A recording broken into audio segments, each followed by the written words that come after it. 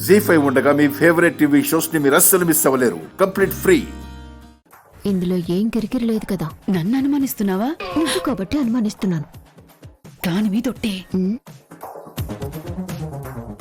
సరే.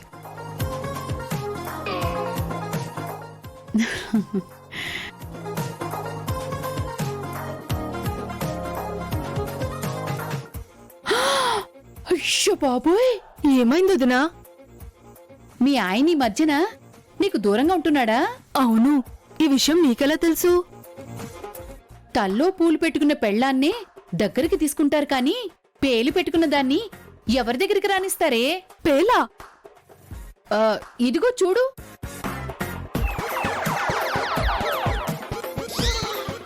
నా తల్లు ఇన్ని పేర్లు ఎలా వచ్చాయి?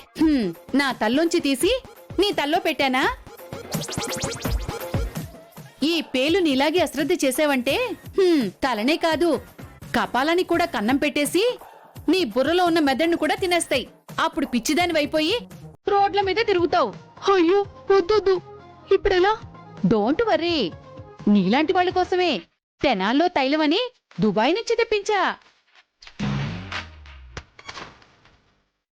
ఈ తైలం ఒకసారి అప్లై చేసావనుకో పేలనేవి పుట్టడానికి భయపడతాయి. సరే సరే, రాయ్ రాయ్ రాయ్.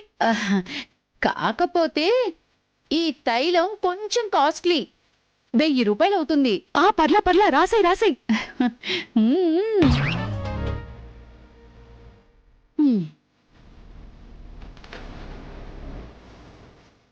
పని మధ్యలో నువ్వు దూరినప్పుడే అనుకున్నాను ఇలాంటిదేదో చేస్తావని. ఇదంతా వ్యాపార రహస్యమే.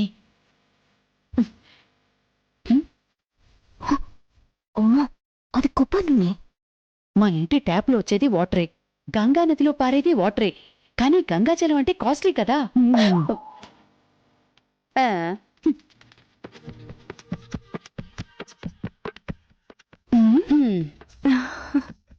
ఈ తెనాలి తైలం నీ జుట్టుకి రాశాని అనుకో, ఇక నీ పేలు నీ జుట్టుని చూస్తేనే ఒట్టు. నువ్వు గాని తైలం గురించి చెప్పకపోతే పిచ్చిదాన్ని అయిపోయేదాన్నదినా.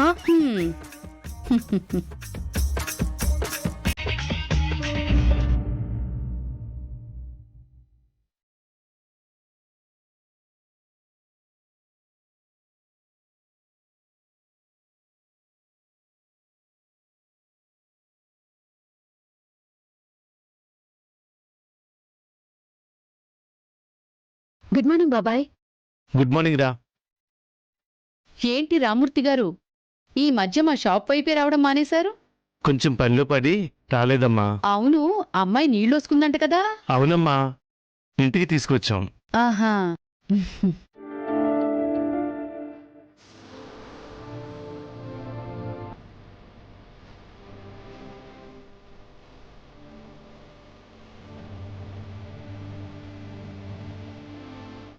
నువ్వురా బాబు.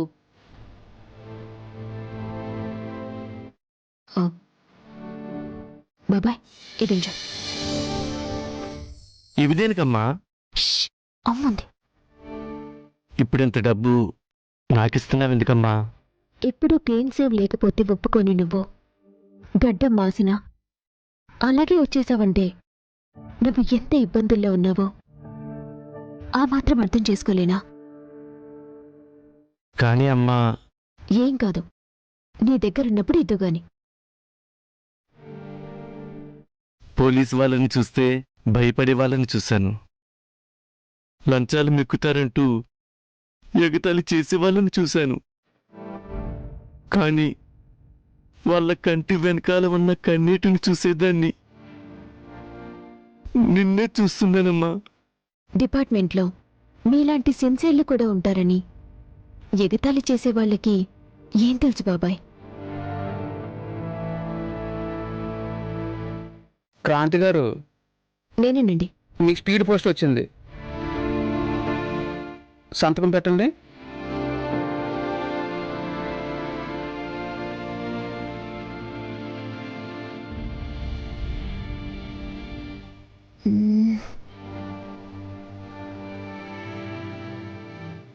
బాబాయ్ ఇదేంటో కొంచెం చూడండి.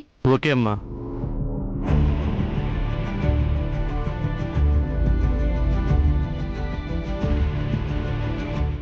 క్రాంతి, నువ్వెవరిదైనా బండి తీసుకొచ్చావా?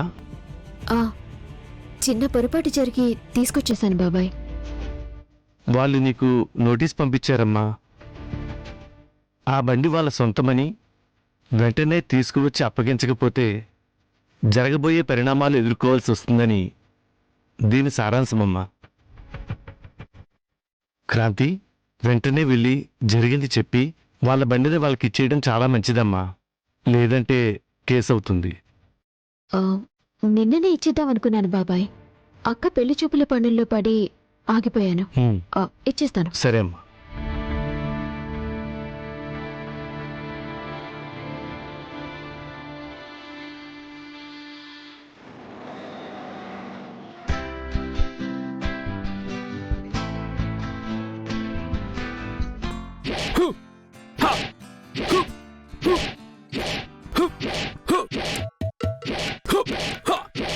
బాబు గారు, హూ హా అంటే ఆయాసం వస్తుంది కానీ కరాటే రాదు బాబు గారు. ఆయాసం వచ్చినా పర్లేదు, నేను పెద్ద ఫైటర్ అయిపోవాలి. పెద్ద ఫైటర్.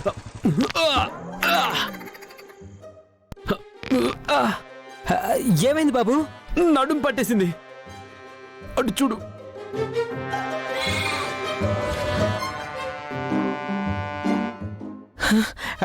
ఈవిడొచ్చారేంటండి?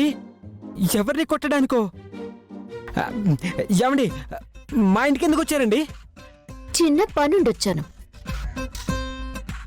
రేయ్, ముందు నా నడుం సంగతి చూడు. హా,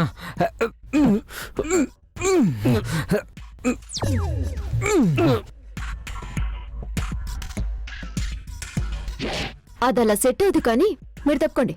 హై, వద్దు, నువ్వు నన్ను ముట్టుకోవద్దు.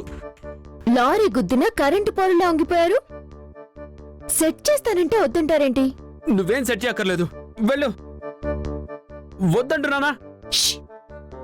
మాట్లాడుకు. ఏంటి చిన్న పిల్లల్లా అరుస్తున్నావు?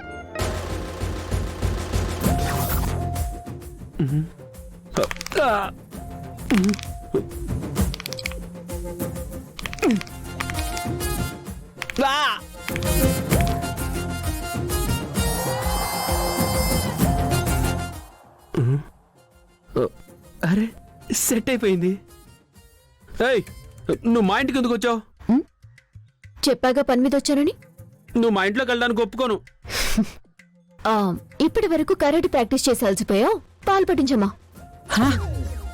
పాలు నువ్వు చెప్తే నేను తాగుతానా? నేను తాగను. అయితే బొమ్మలు తెచ్చిపడే, ఆడుకుంటాడు.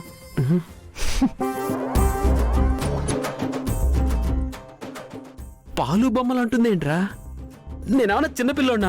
ఆవిడికి ఏంటండి, మిమ్మల్ని చూస్తే ఎవరికైనా అలాగే అనిపిస్తుంది. జీ5 యాప్ డౌన్లోడ్ చేసి అన్ని ఎపిసోడ్స్ పూర్తి ఉచితంగా చూడండి.